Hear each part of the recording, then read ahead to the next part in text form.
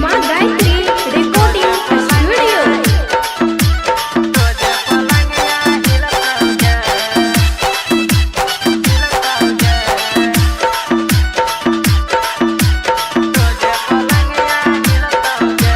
जे मजा नहीं हर में मिललो ससुरा में तोरा नहीं मिलतोगे गे। जे मजा नहीं हर में मिललो ससुरा में तोरा नहीं मिलतोगे।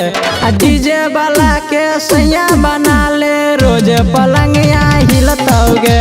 डीजे वाला के सैया बना ले रोज पलंगिया हिलतोगे।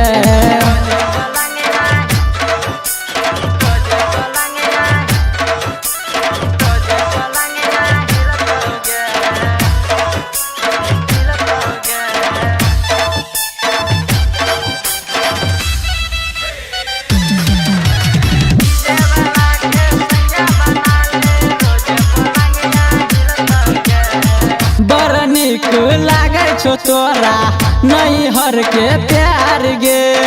मन नहीं है छो गे तोरा जाके ससुरार गे। बड़ निक लागे छो तोरा नहीं हर के प्यार गे। मन नहीं है छो गे तोरा जाके ससुरार गे। एके गो मौका छो फायदा उठा ले ओहो सनी मन मिलतोगे गे। एके गो मौका छो फायदा उठा ले ओहो सनी मन मिलतोगे। डीजे वाला के सैया बना ले रोज पलंगिया हिलतोगे। डीजे वाला के सैया बना ले रोज पलंगिया हिलतोगे।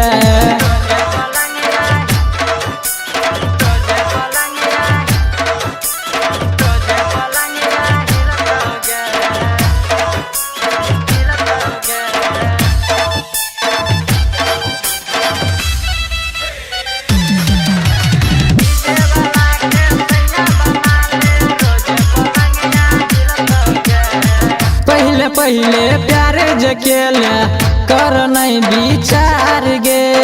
पहले प्यार जकेले कर न विचार गे।